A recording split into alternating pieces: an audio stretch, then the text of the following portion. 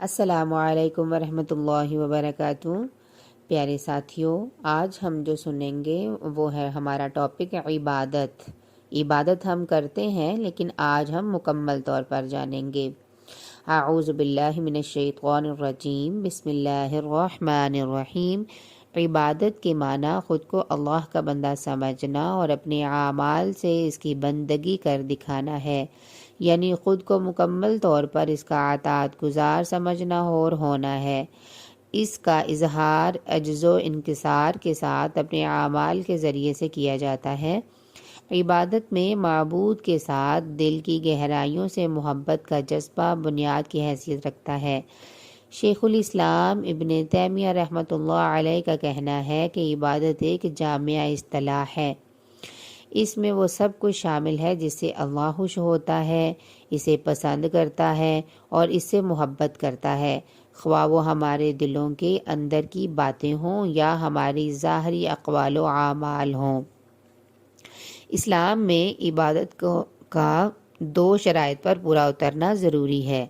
Number 1، مکمل طور پر ان طریقوں پر چلنا جن کا اللہ تعالیٰ نے حکم دیا ہے، اس کے رسول نے اوامر یعنی احکام اور نواہی جن کاموں سے روکا گیا ہے، اس کے ذریعے سے جن چیزوں یا کاموں کو حلال یا حرام قرار دیا ہے، ان کی پابندی کرنا ہی اللہ تعالیٰ کی بندگی اور اطاعت ہے۔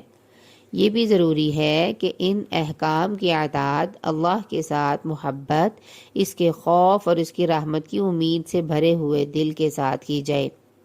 قرآن مجید نے بنی نوع انسان کی پیدائش کے مقصد کو ان الفاظ میں بیان کیا ہے، اور میں نے جن اور انسان اسی لیے تو پیدا کیے ہیں کہ وہ میری بندگی کریں۔ یہی وہ بات ہے جس پر انسانوں کو چلانے کے لیے اللہ تعالیٰ نے انبیاء اور رسول مبعوث فرمائے۔ اسلام میں لفظ عبادت کا مفہوم انتہائی جامع اور وسیع ہے۔ یہ انسانوں کی زندگی کے تمام پہلوؤں کا احاطہ کرتا ہے۔ عبادت میں تمام خفیہ اور ظاہری افعال شامل ہیں، مثلا نماز، زکوٰۃ، روزہ اور حج، جن کے ذریعے سے اللہ کی اس عظمت کا خوب اظہار ہوتا ہے جو بندے کے دل میں ہے۔